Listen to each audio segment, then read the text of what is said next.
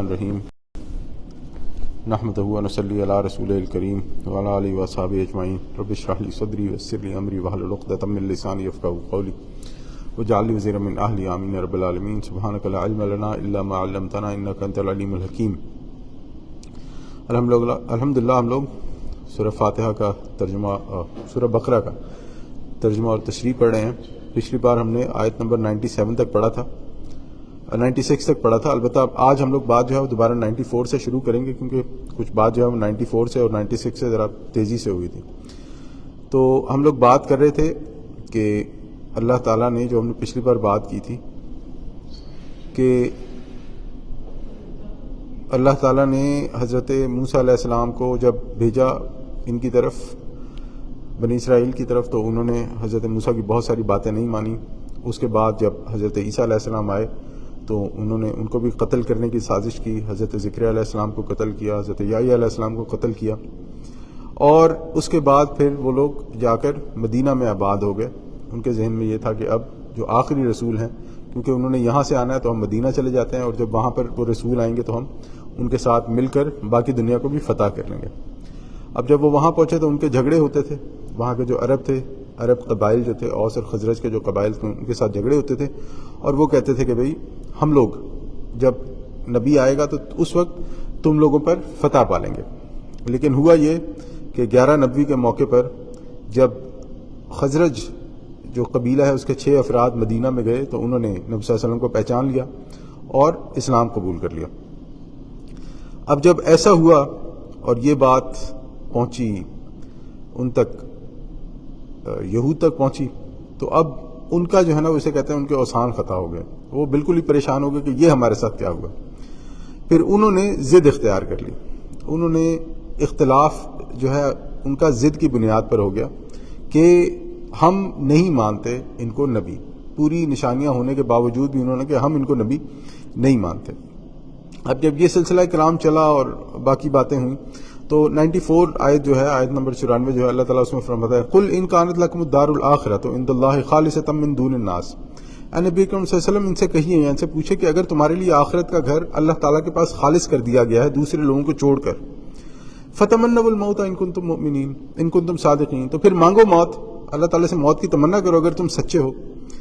اب یہاں پر ایک چیز ہمارے لیے سمجھنی بڑی ضروری ہے کہ وہ شخص، وہ انسان جو اپنے اندر جھانکنا چاہتا ہے، جو یہ دیکھنا چاہتا ہے کہ وہ اپنے دین سے، اپنے رب سے، اپنے آپ سے کتنا مخلص ہے، تو وہ یہ دیکھ لے کہ اس نے آخرت کی کیا تیاری کی ہوئی ہے، تیاری کیا کی ہوئی ہے۔ کیا وہ یہ سمجھتا ہے کہ کیونکہ میں مسلمان ہوں میں اس لیے جنت میں چلا جاؤں گا، یا وہ یہ سمجھتا ہے کہ میں نے جو اعمال کیے ہیں وہ کافی ہیں، میں جنت میں چلا جاؤں گا، یا اس کے پاس اپنے آپ کو جج کرنے کا کوئی ایسا کرائیٹیریا اس نے رکھا ہوا ہے کہ جس کے تحت وہ یہ دنیا چھوڑ کے آخرت میں جانا چاہتا ہے۔ اب اگر ہم جنرلی دیکھیں نا تو ہوتا یہ ہے کہ انسان مرنا نہیں چاہتا۔ اس کی 2 وجوہات ہیں، ایک یہ ہے کہ مرنے سے ویسے ڈر لگتا ہے، وہ ایک علیحدہ چیز ہے، لیکن ایک یہ ہوتی ہے کہ انسان اس دنیا کو چھوڑنا نہیں چاہتا، انسان کو اس دنیا کی محبت جو ہے وہ انسان کے دل میں اتنی گھر کر جاتی ہے۔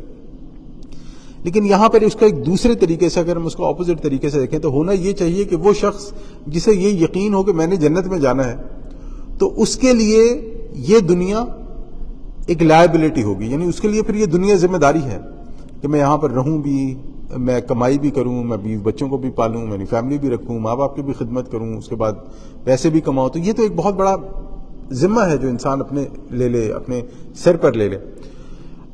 اس کے اگینسٹ میں وہ شخص جسے یہ کنفرم ہو جائے کہ میرا مقام جنت ہے، کہ اللہ تعالیٰ نے مجھے جنت میں بھیجنا ہے، تو پھر یہ ہوگا کہ اس کے پاس دنیا میں زیادہ سے زیادہ رہنے کی خواہش نہیں ہوگی۔ پھر نبی صلی اللہ علیہ وسلم نے جیسے فرمایا کہ دنیا میں ایسے رہو گویا اجنبی ہو یا مسافر ہو، صحیح بخاری کی حدیث ہے، تو پھر اس انسان کے لیے یہ دنیا واقعی ہی ایک پڑاؤ ہوگا کہ اب میں یہاں پر آیا ہوں اور میں اپنی زندگی جی لوں، اور پھر آخرت میں انشاءاللہ میرے لیے اللہ تعالیٰ کا مقام ہے، اللہ تعالیٰ کے پاس میرے لیے مقام ہے۔ اب اللہ تعالیٰ کیا فرماتا ہے ایسے لوگوں کے بارے میں کہ جو جھوٹ بولتے ہیں، اللہ تعالیٰ ان کے لیے فرماتا ہے کہ وَلَن يَتَمَنَّوْنَهُ أَبَدًا، یہ ہرگز آرزو نہیں کریں گے موت کی۔ وجہ کیا بیان فرمائی؟ بما قدمت ایدیہم، بسبب ان کرتوتوں کے جو ان کے ہاتھوں نے آگے بھیجے ہوئے ہیں۔ واللہ علیم بالظالمین، اور اللہ تعالیٰ ظالموں سے بخوبی واقف ہے۔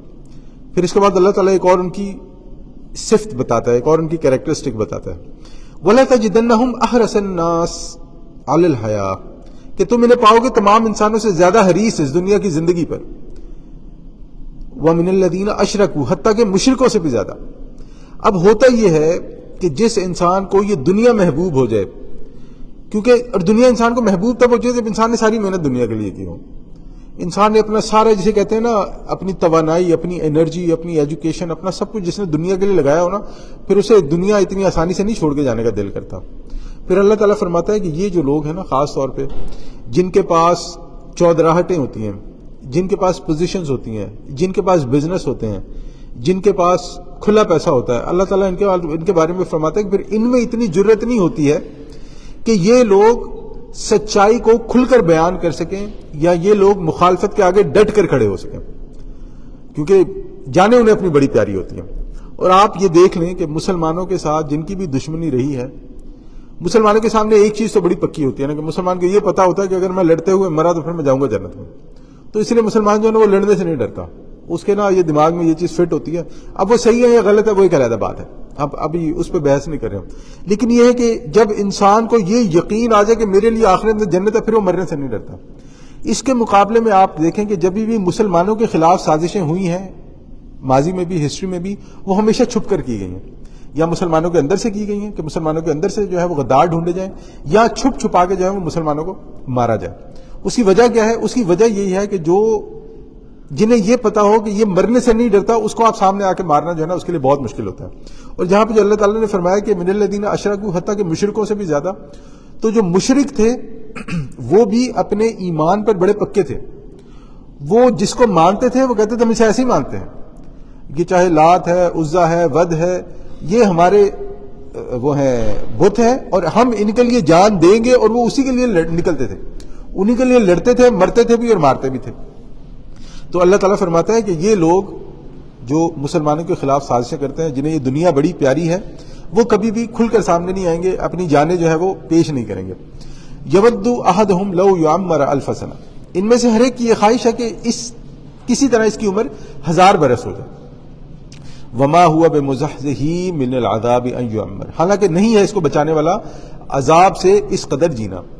گویا کہ انسان کتنا بھی اس دنیا سے محبت کر لے، بالآخر آخرت تو آنی ہے، آخرت سے کوئی چھٹکارا نہیں ہے۔ واللہ بصیر بما یعملون، اللہ دیکھ رہا ہے جو کچھ بھی یہ لوگ کر رہے ہیں۔ یہاں تک ہو گئی باری بات۔ اب آگے جو ہے تھوڑا سا سبجیکٹ چینج ہو رہا ہے۔ ابھی جو سبجیکٹ چینج ہو رہا ہے نا، اس سبجیکٹ کے پیچھے ایک تھوڑی سی ہسٹری ہے جو ہمارے لیے سمجھنا ضروری ہے۔ اب جیسے ہم شروع سے بات کر رہے آ رہے ہیں کہ یہود کے ذہن میں یہ تھا کہ ہم انبیاء کی اولادیں ہیں، ہمارے اندر انبیاء کا خون ہے، ہم لوگ ان کی نسل سے چلتے ہوئے آ رہے ہیں، یہ ہو ہی نہیں سکتا کہ نبی کہیں باہر سے آتا، یہ نہیں ہو سکتا۔ اب آپ یہ نا مینٹل سٹیٹس ذہن میں رکھیں۔ اب آپ یہ دیکھیں کہ ایک انسان بڑے ایک لمبے عرصے سے، حضرت عیسیٰ علیہ السلام کے بعد 600 سال سے وہ اسی امید پہ جی رہے ہیں، اور آنے والی نسل کو بھی یہ بتا رہے ہیں کہ دیکھو نبی نے آنا ہے، نبی نے آنا ہے۔ تو ان کے اندر یہ چیز رچ بس گئی ہے کہ نبی جو ہے وہ بنی اسرائیل سے ہوگا۔ اب ہوا کیا کہ نبی اکرم صلی اللہ علیہ وسلم کی بعثت ہو گئی بنی اسماعیل سے، بنی اسماعیل جو عرب تھے۔ اب جب بنی اسرائیل سے ان کی بعثت ہوئی تو اب یہ جو بنی اسرائیل تھے، یہ بنی اسماعیل کو کہتے تھے کہ یہ جاہل لوگ ہیں، گوار لوگ ہیں، ہر وقت لڑتے مرتے رہتے ہیں، وہاں پہ رہتے جو تھے، اور صرف لڑتے مرتے نہیں رہتے بلکہ وہ ایسا لڑتے کہ وہ ان کو بھی مارتے ہیں۔ اب یہ آپ دیکھیں کہ یہ جب یہ سارا ان کے ذہن میں جب یہ آ گیا کہ یہ جاہل، ان پڑھ، نہ ان کے پاس کتاب، نہ ان کے پاس شریعت، نہ کوئی ضابطہ، پتہ نہیں کیسے زندگی گزارتے ہیں، تو لڑتے رہتے ہیں۔ اب جب ان کے اندر آ گیا نبی، تو اب ان کی مینٹل جسے کہتے ہیں نا وہ فرسٹریشن کہاں پہ پہنچی ہوگی۔ اب تو ان کے پاس جسے کہتے ہیں نا کوئی چارہ نہیں تھا کہ وہ اللہ تعالیٰ کو تو گالی دے نہیں سکتے، اللہ تعالیٰ کو کیسے گالی نکالیں، اللہ تعالیٰ کو تو ماننے والے ہیں۔ نبی کو گالی دینے کا کوئی جواز نہیں ہے، نبی کو کیا گالی دیں، نبی نے جو ہے وہ اپنی مرضی سے تھوڑی کہا، اللہ تعالیٰ نے وہ بھیجا ہے۔ اب انہوں نے کیا کیا، انہوں نے نعوذ باللہ گالیاں نکالنی شروع کر دی حضرت جبرائیل علیہ السلام۔ انہوں نے کہا یہ جو ہے نا جبرائیل علیہ السلام کی شرارت، اور جو ہے نا یہ جان بوجھ کر جو ہے نا وہی ادھر لے کر گئے۔ اب یہاں سے ایک اور چیز بھی سمجھ میں آتی ہے کہ جب انہوں نے حضرت جبرائیل علیہ السلام کو برا بھلا کہنا شروع کر دیا، تو اس کا مطلب انہیں یہ پتا تھا کہ وہی نبی صلی اللہ علیہ وسلم کی طرف گئی ہے، ورنہ وہ یہی کہتے ہیں نا کہ بھئی یہ نبی جھوٹا ہے، وہ حضرت جبرائیل علیہ السلام کا تو کہیں ذکر ہی نہیں آنا چاہیے تھا. لیکن حضرت جبرائیل علیہ السلام کا ذکر اس بات کی بھی وضاحت کرتا ہے کہ وہ یہ مانتے تھے کہ نبی جو ہے وہ یہ ہے، اور جبرائیل علیہ السلام جو ہے اس پر وحی لے کر آتے ہیں، لیکن ان کے لیے یہ قابل قبول نہیں تھا کہ ہم ان لوگوں کو مان لیں، یہ نبی ہم ان لوگوں میں سے مان لیں کہ جن کو ہم بالکل نیچے گھٹیا چھوٹے لیول کا سمجھتے ہیں. اب یہ چیز ذہن میں رکھیں، اور اب اللہ تعالیٰ فرماتا ہے آگے آیت نمبر 97 میں، قل، نبی صلی اللہ علیہ وسلم سے کہیے، من کان عدو لجبریل، کہ جو کوئی بھی دشمن ہو جبریل علیہ السلام کا، تو کیا ہے، فَإِنَّهُ نَزَّلَهُ عَلَىٰ قَلْبِكَ بِإِذْنِ اللَّهِ، تو وہ یہ جان لے کہ اس نے تو نازل کیا، یعنی حضرت جبرائیل علیہ السلام نے نازل کیا اس قرآن کو آپ کے دل پر اللہ کے حکم سے. فرشتوں کے بارے میں ہم بات کر چکے ہیں کہ فرشتے اپنی مرضی سے کوئی کام نہیں کرتے جب تک اللہ تعالیٰ کا حکم نہ ہو، اور فرشتے اللہ تعالیٰ کے حکم کی نافرمانی نہیں کر سکتے. ان کے اندر یہ چیز پیدا ہی نہیں کی گئی کہ اگر اللہ تعالیٰ انہیں کوئی حکم دے اور وہ اس کی نافرمانی کرے. تو پھر اللہ تعالیٰ قرآن کے بارے میں فرماتا ہے مصدقا لما بین یدیہ، یہ تصدیق کرتے ہوئے آیا ہے اس کلام کی جو ان کے سامنے موجود ہے. جبریل کو بھی مان لیا، حضرت جبریل علیہ السلام جو قرآن لے کر آئے ہیں وہ بھی تورات کی تصدیق کرتا ہے، وہ بھی انجیل کی تصدیق کرتا ہے، اور ہدی و بشری للمؤمنین، اور ہدایت اور بشارت ہے اہل ایمان کے لیے. اس قرآن میں ہدایت اور بشارت ہے اہل ایمان کے لیے. یہاں پر ایک چیز کی طرف توجہ دلاؤں میں آگے چلنے سے پہلے، میں بات کلیئر کر دیتا ہوں. اللہ تعالیٰ نے اس آیت میں یہ ایک چیز تو کنفرم کر دی کہ اگر کوئی حضرت جبرائیل علیہ السلام کو نعوذ باللہ برا بھلا کہہ رہا ہے تو گویا وہ اللہ تعالیٰ پر بہتان مان رہا ہے اور نبی کو بھی جھوٹا بول رہا ہے. تو اللہ تعالیٰ اس آیت میں یہ بیان فرمانے کہ بھئی چاہے وہ اللہ تعالیٰ نے حضرت جبرائیل کو دیا، حضرت جبرائیل نبی صلی اللہ علیہ وسلم تک لے کر آئے، تو یہ ایک ہی جماعت ہے. انبیاء جو ہے وہ رسول انبیاء فرشتے حضرت جبرائیل علیہ السلام اور اللہ تعالیٰ جو ہے یہ ایک ہی جماعت سے. اگر ان میں سے کوئی کسی ایک کو بھی برا کہتا ہے تو گویا وہ ان تینوں کو برا کہنے کے مترادف ہے. اب یہاں پر جو اللہ تعالیٰ نے فرمایا کہ وہ ہدی و بشری للمؤمنین، کہ یہ قرآن جو ہے ہدایت اور بشارت اہل ایمان کے لیے، تو ہمارے پاس یہاں پر ایک پوائنٹ تھوڑا سا ہے، اس سے ڈفرینٹ ہے، لیکن یہاں پہ وہ چیز کلیئر کرنی ضروری ہے کہ دیکھیں انسان کے اندر ایمان کی کمی اور زیادتی ہوتی رہتی ہے. اگر انسان یہ چاہتا ہے کہ اس کے اندر جو اس کا اندر ہے جسے نفس کہتے ہیں، اگر انسان کے اندر ایمان کی آبیاری ہوتی رہے، انسان اپنا ایمان بہتر سے بہتر کرتا رہے، تو اس کے بہت سارے ذرائع میں سے جو بہترین ذریعہ ہے وہ قرآن ہے. اگر انسان قرآن کی تلاوت سمجھ کر کرے گا، اگر انسان قرآن کو یہ سوچ کر پڑھے گا کہ اللہ تعالیٰ مجھ سے بات کر رہا ہے، اللہ تعالیٰ میرے ساتھ ہم کلام ہے، اور انسان اس قرآن کو اس نیت سے پڑھے گا کہ اس کے ذریعے سے میں اپنا آپ پاک کرنا چاہتا ہوں، تو اس کو اس سے بہت سارے فوائد حاصل ہوں. لیکن ہمارا مسئلہ یہ ہو چکا ہے کہ ہم نے قرآن کو کتاب ثواب بنا دیا ہے. اسی لیے آپ دیکھیں کہ آج مسلمان، آپ اگر ہم لوگ ان جنرل بات کریں تو مسلمانوں کے حفاظ بہت زیادہ ہیں، ہر کسی کے موبائل میں قرآن ہے، ہر کوئی کوشش کرتا ہے زیادہ سے زیادہ قرآن پڑھا جائے.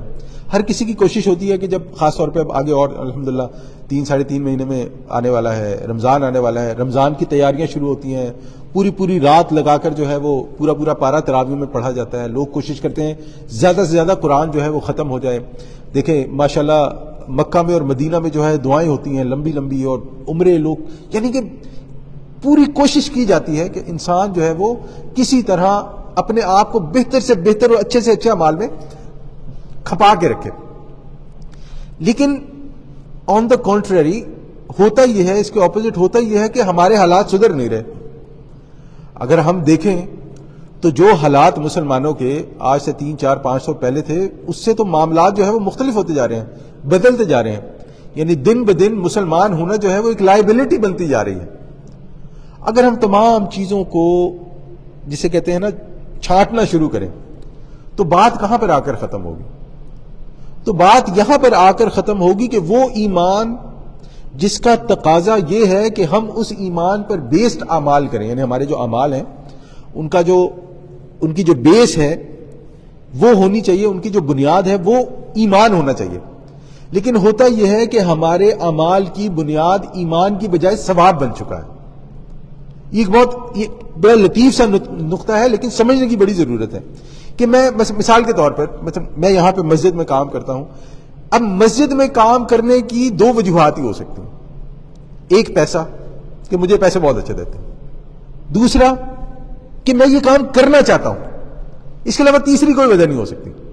وہ پیسے میں پھر آپ فیم بھی ڈال لیں، مجھے مشہور ہونے کا شوق ہے، یا مجھے لوگوں تک پہنچنے کا شوق ہے، یا میں اس کے ذریعے سے کوئی اپنا فائدہ چاہتا ہوں، یعنی کہ دنیاوی منافعت، دنیاوی فائدہ ہو سکتا ہے۔ یا دوسرا یہ ہو سکتا ہے کہ اس کے علاوہ کہ میں یہ کام کرنا ہی چاہتا ہوں، اس لیے میں یہ کام کر رہا ہوں۔ تو دیکھیں، جو دنیاوی فائدے کے لیے اگر میں امامت کرتا ہوں، مسجد میں ہوتا ہوں، یہ قرآن پڑھاتا ہوں، لوگوں کو کرتا ہوں، بچوں کی کلاس لیتا ہوں، سب کچھ کرتا ہوں، دنیاوی فائدہ ہو سکتا ہے ایسے مجھ سے مل جائے، مجھے اس سے مل جائے، لیکن یہ تمام چیزیں مجھے ایک اچھا انسان بننے میں مدد نہیں کریں گی۔ لوگ مجھے جانیں گے کہ بھئی امام صاحب ہیں، وہاں پہ کلاسیں بھی لیتے ہیں، قرآن، لوگ مجھے جاننا شروع کر دیں گے، لیکن یہ تمام چیزیں مجھے ایک اچھا انسان بننے میں مدد نہیں کریں گی، کیونکہ میرے یہ تمام اعمال میرے ایمان پر بنیاد نہیں۔ یہ تو ہمارے لیے یہ سمجھنا بہت ضروری ہے کہ اگر ہم قرآن پڑھنا چاہتے ہیں، نیک اعمال کرنا چاہتے ہیں، اپنی زندگی دین میں کھپانا چاہتے ہیں، اگر اس کی بنیاد یہ نہیں ہے کہ میں ایک بہتر انسان بن کر ابھروں، تو پھر اس کا ثواب ہی ہو سکتا ہے آپ کو مل جائے، اور وہ ثواب ہو سکتا ہے ضائع بھی ہو جائے، کیونکہ جب آپ نے ثواب حاصل کر کے اس کو یہ نہیں سیکھا کہ اس کو آپ نے بچانا کیسے ہے، اس کو پروٹیکٹ کیسے کرنا ہے، تو وہ ضائع بھی ہو جائے گا۔ تو یہی معاملہ آج کے مسلمانوں کے ساتھ ہے کہ مسلمان بہت سارے نیک اعمال کرنا چاہتے ہیں۔ دیکھیں، مسجدیں بنتی ہیں، ہاسپٹلز بنتے ہیں، پاکستان میں کتنے لوگ جو ہیں ایک دوسرے کی مدد کرتے ہیں۔ دیکھا جائے تو پاکستان بیسیکلی چلی ایک دوسرے کی مدد پہ رہا ہے۔ تھرڈ ورلڈ کنٹریز وہ ساری ایک دوسرے کی مدد پہ چلتے ہیں کہ یہاں سے ہم پیسے بھیجتے ہیں، وہاں سے ایک کو جاتے ہیں، دوسرے کو جاتے ہیں، لیکن پورے طور پر، مجموعی طور پر، بالامہ یعنی کہ ایک امت کے طور پر ہمارے حالات نہیں سدھر رہے، بلکہ دن بدن جو ہے ذلت میں جاتے جا رہے ہیں۔ اس کی وجہ یہ ہے ہدی و بشریٰ للمؤمنین، کہ یہ ہدایت اور بشارت ہے اہل ایمان کے لیے۔ تو اس قرآن کو جب تک ایمان سے جوڑ کر نہ دیکھا جائے اور ایمان کو عمل صالح کی بنیاد میں بنایا جائے، تب تک وہ عمل صالح ہماری بحیثیت امت کوئی مدد نہیں کرے گا، اور ہم یہ دیکھ رہے ہیں، اس میں کوئی دو رائے نہیں ہے۔ تو یہ بات تھوڑی سی امپورٹنٹ تھی، میں اس لیے یہاں پر لے آیا۔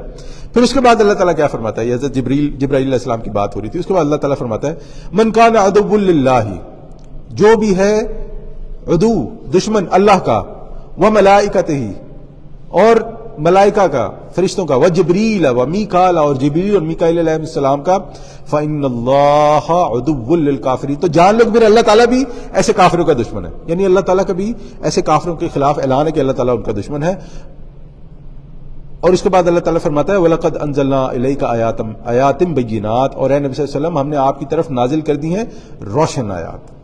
دیکھیں آپ ابھی ہم نے بات بیان کی ہے نا قرآن کی، ایمان کے، عمل صالح کی، اب ذرا اس کو ذہن میں رکھ کے جب ہم قرآن کو سمجھیں اور ان آیات کو سمجھیں نا، تو ایک بالکل ڈفرینٹ قسم کا امپیکٹ آئے گا۔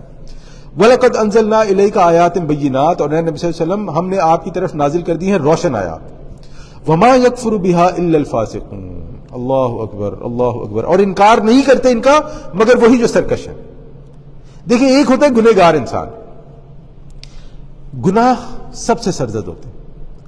انبیاء علیہ السلام کو پروٹیکشن حاصل تھی اللہ تعالیٰ کی، اللہ تعالیٰ نے انہیں پروٹیکٹ کیا ہوا تھا، اس لیے ان سے گناہ سرزد نہیں ہوتے تھے، اور اگر کبھی کوئی چھوٹی موٹی غلطی کوتاہی ہو جاتی تو ساتھ ہی اللہ تعالیٰ کی طرف سے تنبیہ دو، یہ نہیں کر رہا آپ نے، نبی صلی اللہ علیہ وسلم کو یا انبیاء کو پتہ چل جاتا کہ بھائی ہم نے یہ نہیں کرنا۔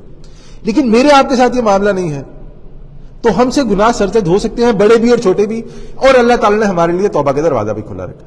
یہ تو ہو گیا گناہ والا معاملہ۔ ایک معاملہ یہ ہے کہ انسان گناہ کرے اور پھر اس پر اترائے بھی، اور پھر اس پر فخر بھی کرے کہ میں نے تو یہ گناہ بھی کیا ہوا ہے، میں نے تو یہ گناہ بھی کیا ہوا ہے، اور تمہیں کیا پتا ہے کہ میں نے زندگی کیسے گزاری ہے؟ اور بھائی مجھے نہیں پتا تو کیوں بتا رہے ہو؟ یہ جو ہوتا ہے نا، یہ انسان ہوتا ہے فاسق۔ یہ وہ ناہنجار ہوتا ہے کہ جس نے یہ حرکتیں کر کے اپنے لیے ہدایت کا دروازہ بند کر لیا۔ بھئی ایک تو گناہ، اوپر سے اس کی تشہیر، اور اوپر سے آپ جو ہے اس پر اطراء بھی رہے ہیں، آپ کو بڑا فخر بھی ہے کہ آپ نے یہ گناہ کیے ہوئے۔ تو اس معاملے میں اللہ تعالیٰ فرما رہا ہے کہ یہ جو انکار کرنے والے ہیں نا، قرآن کی آیات کا انکار کرنے والے ہیں، یہ وہی لوگ ہیں جو کھلے عام گناہ کر کے اس پہ اتراتے ہیں اور فخر کرتے ہیں۔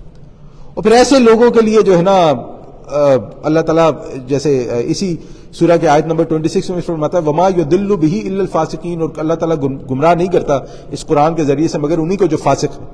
تو یہ انسان کے اندر گناہ کا ہونا بری بات نہیں ہے، انسان کے اندر کمزوری کا ہونا بری بات نہیں ہے، انسان کا گناہ کی طرف مائل ہو جانا بری بات نہیں ہے، ہم انسان ہیں۔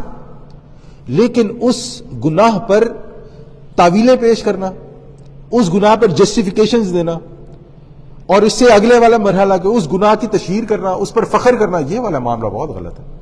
یہ معاملہ اگر ہو گیا تو پھر آپ نے گویا اپنے لیے خود یہ دروازہ بند کر لیا کہ بھئی میں تو مانتا ہی نہیں کہ میں گناہ کر رہا ہوں. تو جب آپ ایک چیز مانتے ہی نہیں کہ آپ گناہ کر رہے ہیں, آپ کو برا کام کر رہے ہیں, تو آپ اس سے توبہ کیسے کریں گے؟ آگے اللہ تعالیٰ فرماتا ہے اَوَكُلَّمَا عَاهَدُوا عَهْدًا, تو کیا ہمیشہ ایسا ہی نہیں ہوتا رہا کہ جب کبھی بھی انہوں نے کوئی عہد کیا اللہ تعالیٰ کے ساتھ, نبی صلی اللہ علیہ وسلم کے ساتھ, اللہ تعالیٰ کے ساتھ اور انبیاء کے ساتھ, نَبَذَهُ فَرِيقٌ مِّنْهُمْ, تو ان میں سے ایک گروہ نے اسے اٹھا کر پھینک دیا, بل اکثرهم لا یؤمنون, بلکہ ان میں سے اکثر ایسے ہیں جو یقین نہیں رکھتے. یقین یہاں سے یؤمنون, ایمان کی حالت میں ہے. اب اسی بات کو اگر ہم آج کے اپنے دور پہ رکھیں یہاں پہ, پھر افسوس کے ساتھ بیان کرنا پڑا ہے. اب آپ دیکھیں کہ ہم لوگوں میں سے جو ہم لوگ یہاں پہ رہتے ہیں, کتنے لوگ ہیں جو خالصتاً دین کے لیے, قرآن سیکھنے کے لیے, سکھانے کے لیے, دین کی محفل میں شرکت کے لیے خالصتاً اپنا وقت نکالتے ہیں. اب آپ لوگ یہاں پہ آئے نا, یہ بہت بڑی بات ہے, اس کو چھوٹا نہ سمجھیں کہ آپ نے صرف للہ, اللہ تعالیٰ کے لیے اپنی زندگی میں سے وقت نکالا ہے کہ یہاں پہ آ کے بیٹھنا. آپ کو اس کا کوئی فائدہ نہیں, نہ آپ کو اس سے کوئی پیسے ملنے ہیں, نہ آپ کو اس سے کوئی بزنس ہونا ہے, نہ اس کا آپ کو دنیاوی کوئی فائدہ نہیں. آپ خالصتاً یہاں پہ اس لیے آئے ہیں کہ یہاں پہ اللہ تعالیٰ کی قرآن کی بات ہو. اب آپ دیکھیں کہ ہمارے معاشرے میں ایسے کتنے لوگ پائے جاتے ہیں جو یہ کر سکتے ہیں. آپ انگلیوں پہ گن سکتے ہیں کہ جو خالصتاً صرف للہ, اللہ تعالیٰ کے لیے آئے ہیں, یا دین کی محفلوں میں جاتے ہوں یا کام کرتے ہوں. تو یہ آیت جو اللہ تعالیٰ نے یہاں پہ فرمائی نا کہ بل اکثرہم لا یؤمنون, بلکہ ان میں سے اکثر ایسے ہیں جو یقین نہیں رکھتے ہیں. یہ وہ معاملہ ہے جو ایمان والا ہے. دیکھیں, ایک تو ہم یہاں پہ رہتے ہیں, ایک تو ویسے یہاں پہ دین والا معاملہ بڑا کمزور ہے, ہم سب کو پتہ ہے. یہاں پر کونے کونے میں جو ہے وہ برائیوں کے اڈے ہیں, ہم سب کو پتہ ہے. یعنی اگر کسی مارکیٹ میں ہی جانا ہو جائے اور جو ہے نا وہاں پہ ہی وہ کیا کیا دیکھنے کو مل جاتا ہے, یہ ہم سب کو پتہ ہے, نہیں اس میں کوئی دو رائے نہیں. لیکن ان سب جگہوں کے لیے وقت نکل آتا ہے. یعنی اگر ابھی انویٹیشن آئے نا کہ وہ یہاں سے 3 گھنٹے دور شادی ہے اور وہاں پہ ڈی جے کو بھی بلایا ہوا ہے, اور وہاں پہ تو دیکھیں کتنے لوگ پہنچ جائیں گے. لیکن 30 منٹ دور مسجد میں درس قرآن ہے, وہاں پر نہیں جا سکتے. کیوں؟ کیا چیز ہے مسنگ؟ یہ ہے وہ ایمان. بل اکثرہم لا یؤمنون, کہ ان میں سے اکثر ایسے جو یقین نہیں رکھتے. انہیں اس چیز کا تو یقین ہے کہ میں مسلمان ہوں, لیکن ان کے اندر یہ بھی یقین ہوگا کہ میں جنت میں بھی جانے والا ہوں. کیسے؟ اللہ اعلم. اپنے ہی ان کے جو ہے نا وہ کچھ بنائے ہوئے اصول ہوں گے, کچھ بنائے ہوئے ضوابط ہوں گے, ان کے ذریعے سے انہیں اس چیز کا پکا یقین ہو گیا کہ میں جنت میں جانے والا ہوں. اب یہاں پر ایک چیز اور کی طرف میں اشارہ کروں گا. اب بات ایسی ہے کہ یہ مواقع آتے ہیں تو بتانا ضروری ہے. دیکھیں, ہم لوگوں کو اس چیز کی کوشش کرنی چاہیے کہ جو ہماری جو نیکسٹ جنریشن ہے, 20, 21, 22, 24, 25, 28, 30 سال کے جو بھی لوگ ہیں, ان کے اندر یہ شعور پیدا کیا جائے کہ وہ دین سیکھیں. یہ چیز انتہائی ضروری ہے. ہمارے پاس ایک بہت بڑا مسئلہ ہے کہ ہم سمجھتے ہیں ہمیں سب کچھ آتا ہے. ہم سمجھتے ہیں کہ اگر ہم نے تجوید سیکھ لیا تو گویا ہم نے دین سیکھ لیا. ایسا نہیں ہے. تجوید سیکھنے کا مطلب ہے کہ آپ کو قرآن کے مخارج کا پتہ لگ گیا, آپ کو قرآن پڑھنے کے اصولوں کا پتہ لگ گیا کہ نون کا کیا اصول ہے, تنوین کسے کہتے ہیں, جزم کیا ہوتی ہے, شد کیا ہوتی ہے, ادغام کیا ہوتا ہے, اقلاب, ان چیزوں کا آپ کو پتہ لگ گیا. لیکن تجوید سیکھنے کا مطلب یہ نہیں ہے کہ انسان کو دین کا پتہ لگ گیا. اگر میں نے 30واں پارہ حفظ کر لیا ہے تو اس کا مطلب یہ نہیں ہے کہ مجھے دین کا پتہ لگ گیا. دین سیکھنا پڑے گا, ایمان سیکھنا پڑے گا, عقیدہ سیکھنا پڑے گا. جب تک اس کو سیکھا نہیں جائے گا, ایک انسان کی زندگی میں دینی پازیٹیو تبدیلی نہیں آ سکتی, دینی مثبت تبدیلی نہیں آ سکتی. تو میں پھر اس کی طرف آؤں گا کہ ہمیں یہ چاہیے کہ ہم اپنے بچوں کو انکریج کریں کہ سیکھو. یہاں پر کلاسز ہوتی ہیں, میں یہاں پر فارغ ہوتا ہوں, میرے پاس ٹیوزڈے اور وینسڈے جو ہے نا وہ فری ہوتا ہے, اور بھی کئی دن بیچ میں نکل آتے ہیں. میں بڑا کچھ کرنا چاہتا ہوں, کوئی آتا ہی نہیں, کسی پاس ٹائم ہی نہیں, کوئی کچھ کرنا ہی نہیں چاہتا. یعنی کہ کیوں؟ کیونکہ وہ پیچھے سے نا ایک ایمان چلا ہوا آ رہا ہے, پیچھے سے جو نا ایک وہ سوچ چلتی ہوئی آ رہی کہ ہمیں ضرورت ہی نہیں, ہم مسلمان پیدا ہوئے ہیں, پڑھتے ہیں لا الہ الا اللہ محمد رسول اللہ, سیدھا باپ نے جو نا ہاتھ میں پکڑ کے ایسے جنت میں نہیں جاتا, پتہ نہیں باپ نے لے کے جانا, کسی نے لے کے جانا. کیوں؟ کیونکہ کہیں پر بھی سیکھنے والا معاملہ نہیں. وہ بچے آتے ہیں الحمدللہ, لیکن وہ بچے اس لیے آتے ہیں کہ ماں باپ انہیں لے کے آتے ہیں, اور وہ بچے اس لیے بھی آتے ہیں کہ چلے تھوڑا سا نا وہ سیٹرڈے سنڈے والے دن فن ہو جاتا ہے. لیکن آپ دیکھیں کہ جیسے ہی وہ بچہ گیا اپنے 5ویں 6ٹھی 7ویں 8ویں میں, ایوری تھنگ گوز زیرو. تو یہاں پر ہمیں اس چیز کی بڑی ضرورت ہے. بلکہ میں یہ وہ رکھنے والا تھا کہ ہم یہاں پر کچھ ایسا شروع کریں کہ ہائی اسکول کے بعد یا ہائی اسکول سے پہلے یا گرمیوں میں ایک پراپر کورس جو ہے نا وہ جسے کہتے ہیں نا ایک پراپر کورس ڈیزائن کیا جائے جس میں بچوں کو تجوید کے علاوہ عقیدہ سکھایا جائے، قرآن پڑھایا جائے، قرآن سمجھایا جائے، سیرت پڑھائی جائے، سیرت سمجھائی جائے، لیکن یہ فل ٹائم ہو. بچے جو ہے نا وہ کم از کم 3 سے 4 مہینے کے لیے اپنے کو فارغ کریں، 6 مہینے کے لیے فارغ کریں اور پورا 5 سے 6 گھنٹے یہاں پہ گزاریں، ان کے اندر دین اتر جائے. اس کے بعد پھر چاہے ڈاکٹر بنے، چاہے انجینئر بنے، چاہے آرکیٹیکٹ بنے، چاہے بزنس مین بنے، چاہے کچھ بھی بنے، انہیں یہ پتا ہوگا کہ بھئی میں نے یہ چیز سیکھی ہوئی ہے اور مجھے پتا ہے صحیح کیا اور غلط کیا. اور اگر ہم ابھی اس بات کا اپنے آپ سے یہ سوال کرنا کہ کیا میں اپنے بچے کو یہ کرنے کے لیے راضی کر سکتا ہوں یا کر سکتی ہوں، تو اس کا جواب آلموسٹ نو میں ہوگا. پتہ ہے کیوں؟ کیونکہ ہمارے اندر بھی اتنا یقین نہیں ہے کہ وہ 6 مہینے کا بریک اس کے لیے اچھا ہے یا برا ہے. ہم کہا نہیں اس کی اتنی اس کو پرابلم ہو جائے گی، اس کی پڑھائی ختم ہو جائے گی، وہ میں نے اتنے پیسے اتنے سیمسٹر پہ لگائے ہوئے، میں نے اتنی مشکل سے اس کو وہ فلانی جاب ملی ہے، اتنی مجھ سے کر نہیں ہوگا. چلیں جو پریکٹیکل میں جو آلریڈی یہ کر رہے ہیں ان کے لیے تو نہیں ہوگا، جو نہیں کر رہے ہیں ان کے لیے تو سوچا جا سکتا ہے.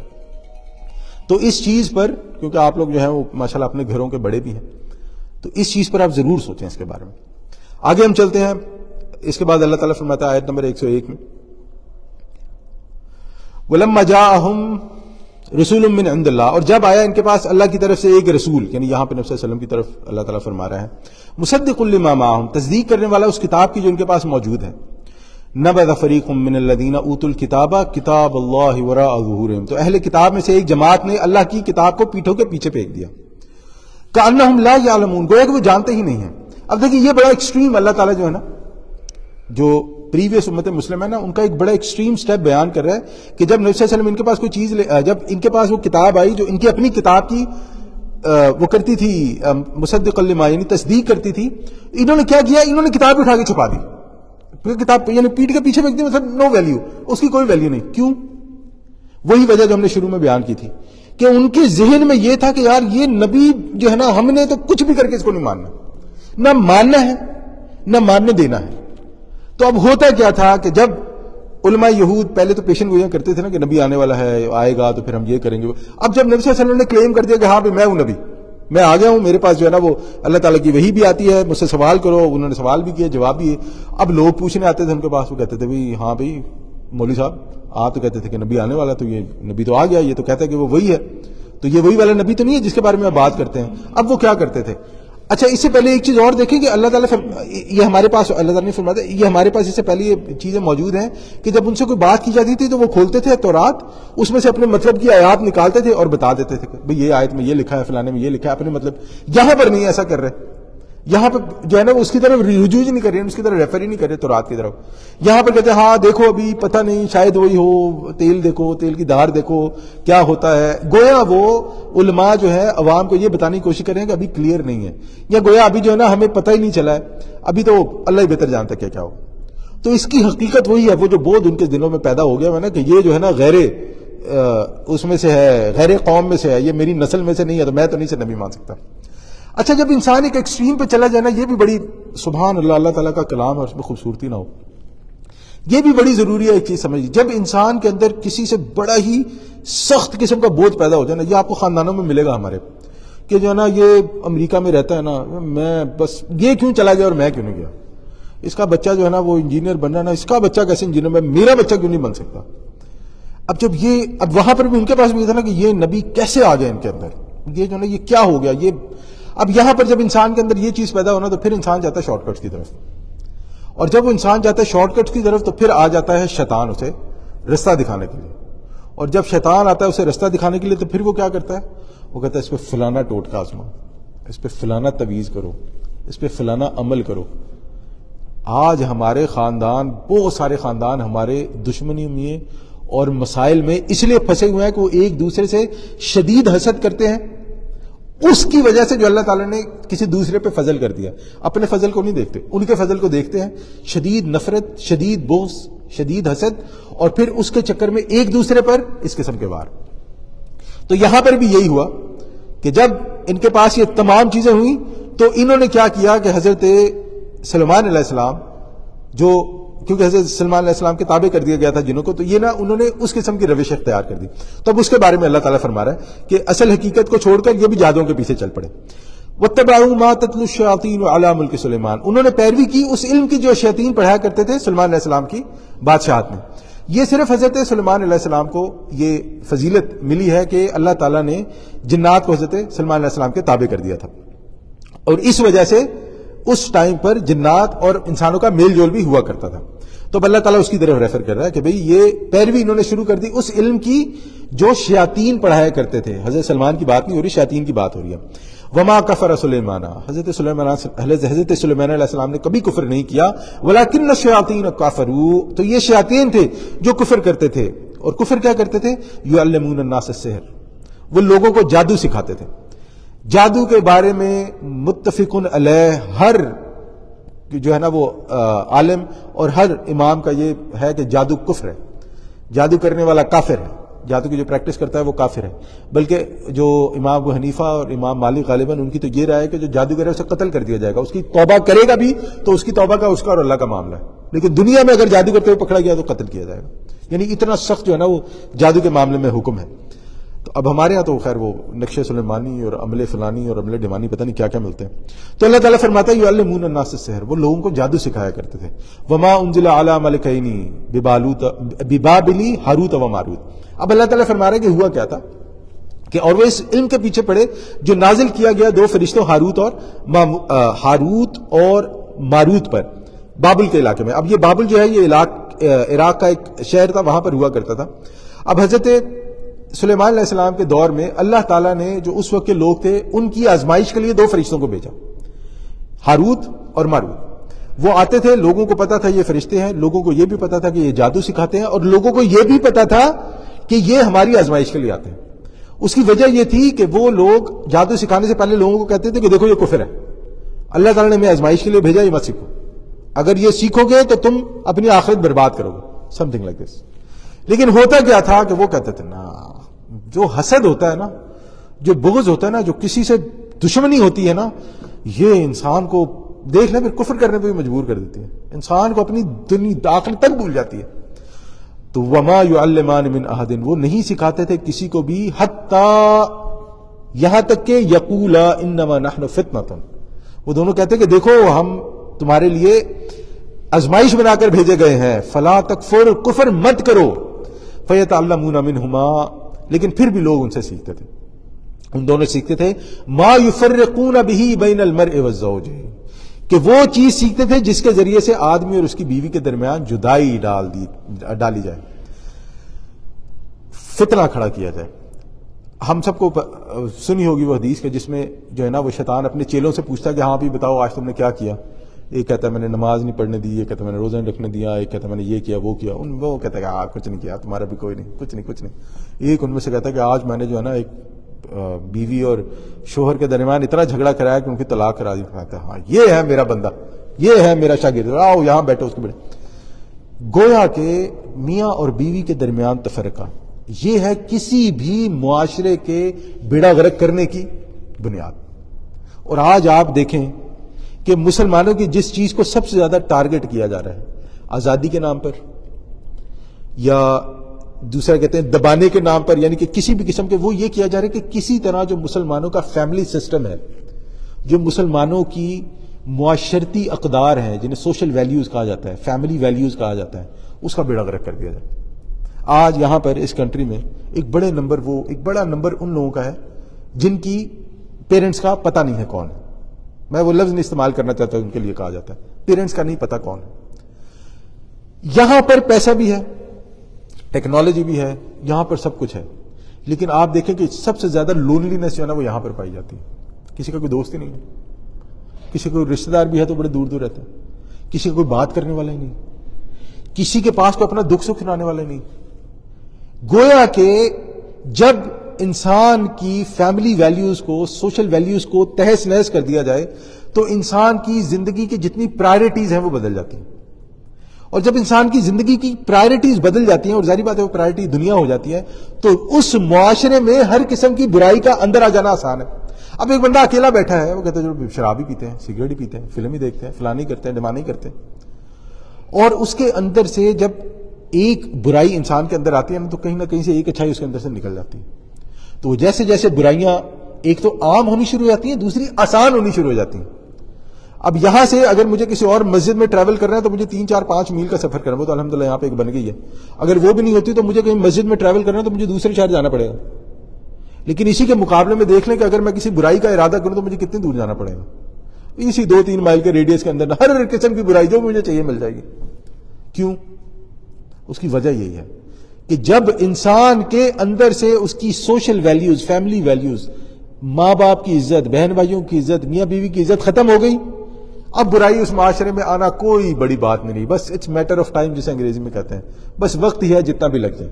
تو اللہ تعالیٰ بھی یہی فرما رہا ہے کہ وہ سیکھتے تھے ان سے وہ چیز جو میاں اور بیوی کے درمیان جدائی ڈالے. لیکن آگے اس کے بعد اللہ تعالیٰ کیا فرماتا ہے. اور ایک چیز چلنے سے پہلے کہ آج ہمارے معاشرے میں بھی وہ تعویذ گنڈے کا سب سے بڑا مسئلہ یہ ہوتا ہے نا کہ وہ پھر اس پہ آگ لگانا بھی بڑی ہوتا ہے نا کہ تیری پھپھی نے کرایا, وہ کہتا تیری خالہ نے کرایا, وہ کہتا تیرے ماں نے کرایا, وہ کہتا فلانے نے کرایا. تیل ڈالنے والے, آگ میں مزید تیل ڈالنے والے, کہ لگی آگ تو بجھنے نہ پائے, بس چلتی ہی رہے. تو اللہ تعالیٰ کیا فرماتا ہے, وما ہم بضارین, اور نہیں تھے وہ ضرر پہنچانے والے, بھی اس کے ذریعے سے, من احد کسی کو بھی, الا باذن اللہ مگر اللہ کے اذن کے بغیر. تو یہاں پر ہمیں یہ چیز سمجھ آنی چاہیے, ہمیں اس چیز کا پورا شعور اور ادراک ہونا چاہیے کہ کوئی بھی چیز انسان کو فائدہ یا نقصان اللہ تعالیٰ کے اذن کے بغیر نہیں پہنچا سکتی. اگر میرا گلا خراب ہے, مجھے بخار ہے, میں کسی بھی قسم کے مرض میں مبتلا ہوں, میں کوئی دوائی کھاتا ہوں یا پیتا ہوں تو وہ اللہ تعالیٰ کے اذن کے بغیر مجھے فائدہ نہیں پہنچا سکتی. ورنہ آپ دیکھیں کہ اس دنیا میں کئی ایسے بھی لوگ ہیں بیماریوں میں ہیں کہ جن کے لیے ڈاکٹر نے پانی پینا منع کیا ہوا. ڈاکٹر کہتے ہیں بس اتنا آدھا گلاس, آدھے سے بھی کم پینا, آپ نے سارے دن میں سے زیادہ پانی نہیں پینا, ورنہ جو آپ کی میڈیکل کنڈیشن ہے وہ مزید خراب ہو جائے گی. دیکھیں وہ پانی جس کے بغیر انسان زندہ نہیں رہ سکتا, ڈاکٹر کہتے ہیں پیو گے تو مر جاؤ گے. گویا اللہ تعالیٰ کی کوئی بھی نعمت جب تک اللہ تعالیٰ کا اذن نہ ہو آپ کو فائدہ نہیں پہنچا سکتی. تو ایمان کا تقاضا یہ ہے کہ چاہے اللہ تعالیٰ سب کو محفوظ رکھے, اگر کسی پہ جادو بھی ہو گیا ہے تو اس جادو کا علاج جادو سے نہیں کرے گا, وہ اس جادو کا علاج اسی طریقے سے کرے گا جو نبی صلی اللہ علیہ وسلم کے بتائے ہوئے ہیں. ان طریقوں کے علاوہ اگر وہ کہیں جائے گا تو ہو سکتا ہے اللہ تعالیٰ اس کو بیماری دور کر دے, لیکن اس کے ساتھ ساتھ وہ اپنے ایمان سے بھی ہاتھ دھو بیٹھے گا. یہ جاننا ہمارے لیے بہت ضروری ہے. وَيَتَعَلَّمُونَ, اور وہ سکھاتے تھے, وہ سیکھتے تھے, جو لوگ تھے وَيَتَعَلَّمُونَ, وہ سیکھتے تھے, مَا يَضُرُّهُمْ وَلَا يَنْفَعُهُمْ, جو خود ان کو بھی ضرر پہنچانے والی تھی اور انہیں نفع نہیں پہنچاتی تھی. وَلَقَدْ عَلِمُوا, حالانکہ وہ خوب جانتے تھے, لِمَنِ اشْتَرَاهُ, کہ جو چیز انہوں نے خریدی ہے, یعنی کہ جو جادو انہوں نے سیکھا ہے, مَا لَهُ فِي الْآخِرَةِ مِنْ خَلَاقٍ, اس کے لیے آخرت میں کوئی حصہ نہیں. وَلَبِئْسَ مَا شَرَوْا بِهِ أَنفُسَهُمْ, اور بہت ہی بری چیز تھی جس کے بدلے انہوں نے اپنے آپ کو فروخت کر دیا ہے. لَوْ كَانُوا يَعْلَمُونَ, کاش انہیں علم ہوتا. اب انسان کے علم کیوں نہیں ہوتا؟ میں اگر کوئی برائی کر رہا ہوں اور مجھے ایک انسان آگے سمجھاتا ہے کہ بھئی دیکھو یہ برائی ہے, اس کو مت کرو, لیکن میری آنکھوں کے آگے پردہ ہے, میرے دماغ کی ساری کھڑکیاں بند ہیں, میرا دماغ معروف ہے اس برائی کے بارے میں. کیوں ایسا کیوں ہے؟ کیونکہ مجھے یہ دنیا پیاری ہے. انسان برائی کو, خاص طور پہ ایسی برائی جس سے اسے دنیاوی بڑا فائدہ ہو, اس کو اس لیے نہیں چھوڑتا کہ اسے دنیا بڑی پیاری ہوتی ہے, اسے اپنا مال بڑا عزیز ہوتا ہے, اسے اپنی پوزیشن بڑی پیاری ہوتی ہے, اسے اپنی چیزیں بڑی پیاری ہوتی ہیں. وہ کہتا ہے آخرت کن نے دیکھی ہے, کون مر کے واپس آیا جس نے ہمیں بتانا ہے کہ قبر میں کیا ہوتا ہے, کون سا یہ قرآن 14 سال پرانا جس نے ہمیں بتانا ہے کہ کون اللہ تو 7ویں آسمان پہ ہے اور کیا ہمارے ساتھ ہونا ہے. میری تو سمجھ میں, حالانکہ آتی ہے سمجھ میں, یہ بکواس ہے جو کہتا ہے مجھے سمجھ میں نہیں آتی, اللہ یہ کہ کوئی واقعی جو ہے نا وہ دماغ سے پیدل ہو. مجھے یہ چیزیں سمجھ میں آتی ہیں کہ جو اچھائی کیا ہے, برائی کیا ہے, غلط کیا ہے, صحیح کیا ہے, اللہ تعالیٰ نے انسان کے اندر ودیت کر دی ہے. لیکن جب شیطان جو ہے نا اس دنیا کو خوبصورت بنا کے پیش کرتا ہے, انسان جو ہے نا سامنے رکھی ہوئی چیز کو پورا اٹریکٹیو بنا دیتا ہے, تو پھر آپ دیکھیں کیا ہوتا ہے. پھر انسان جو ہے نا وہ کفر کے ہر قسم کے معاملات تک پہنچ جاتا ہے. وَلَوْ كَانُوا يَعْلَمُونَ, کاش انہیں علم ہوتا. وَلَوْ أَنَّهُمْ آمَنُوا, اگر وہ ایمان رکھتے, وَاتَّقُوا, اور تقوی کی روش اختیار کرتے, لَمَثُوبَةٌ مِّنْ عِندِ اللَّهِ خَيْرٌ, تو بدلہ پاتے اللہ کی طرف سے بہت ہی اچھا. وَلَوْ كَانُوا يَعْلَمُونَ, کاش انہیں اس بات کا بھی علم ہوتا. دیکھیں اللہ تعالیٰ کی طرف سے نا ایک چیز یاد رکھیں, جو اللہ تعالیٰ کی طرف سے انسان پر آزمائش آتی ہے نا, وہ آزمائش ہوتی ہے, وہ ٹیسٹ ہی ہوتا ہے. ایک نہ ایک دن اس نے گزر ہی جانا ہے. کوئی بھی چیز 100% نہیں ہے, کوئی چیز ہمیشہ کے لیے نہیں ہے. اگر وہ برائی نہیں گزرتی, اگر وہ مشکل وقت نہیں گزرتا اور انسان اسی میں اللہ تعالیٰ کو پیارا ہو جاتا ہے, تو اس کے بدلے میں پھر جو آخرت میں ملے گا وہ ہمیں پتا ہے. لیکن بات یہ ہے کہ انسان کے لیے اس ٹیسٹ میں صبر کرنا بھی تبھی ہوگا جب اس کا ایمان پکا ہوگا. جب اس نے اپنے ایمان پر محنت، ہم لوگ کہتے ہیں ایمان پہ محنت کرے، ایمان یہ سیکھنے سے انسان کو سمجھ میں آتی ہے کہ ایک انسان جو اپنا وقت لگاتا ہے، اپنی انرجی لگاتا ہے، وہ اس کے بعد اس قرآن کو سیکھتا ہے، اس ایمان کو سیکھتا ہے، تو ظاہری بات ہے اس کا ایمان پھر بلائنڈ نہیں رہتا، اس کا ایمان پھر وہ اندھا اعتقاد نہیں ہوتا، اسے پتا ہوتا ہے وہ کیا کر رہا ہے، اس کے پاس دلیل ہوتی ہے چاہے کیسی بھی ہے، اس کے پاس دلیل ہوتی ہے کچھ بھی ماننے کی یا نہ ماننے کی. تو یہ چیز ہمارے لیے سمجھنی بہت ضروری ہے کہ اگر ہم اللہ تعالیٰ کے اجر پانا چاہتے ہیں، تقوی اختیار کرنا چاہتے ہیں، اپنے اندر مثبت تبدیلی لانا چاہتے ہیں، تو وہ صرف بغیر سمجھے پڑھنے سے قرآن نہیں آئے گی، وہ بغیر سمجھے روزے رکھنے سے نہیں آئے گی، وہ بغیر سمجھے حج کرنے عمرے کرنے سے نہیں آئے گی، وہ بغیر سمجھے نیکیوں کا کام کرنے سے، چاہے مسجدیں ہوں، چاہے ہاسپٹل ہوں، چاہے آپ دوسروں کے بچوں کی شادی کروا دیں، وہ بغیر سمجھے سے نہیں آئے گی. کیونکہ انسان کے اندر شیطان ایسے گھومتا ہے جیسے اس کے رگوں میں خون ہوتا ہے.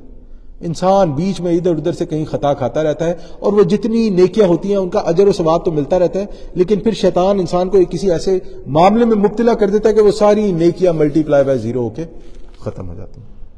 تو آج ہم لوگ انشاءاللہ یہیں تک ہی رکھیں گے 103 تک. اللہ تعالیٰ سے دعا ہے کہ جو بھی ہم نے سنا پڑھا، اللہ تعالیٰ اسے سمجھنے کی توفیق عطا فرمائے، اس پر عمل کرنے کی توفیق عطا فرمائے، اور اللہ تعالیٰ اس قرآن کو ہمارے لیے جو ہے مشعل راہ بنا دے، اور نبی صلی اللہ علیہ وسلم کی سنت پر چلنے والا بنا دے. وآخر دعوانا الحمدللہ رب العالمین.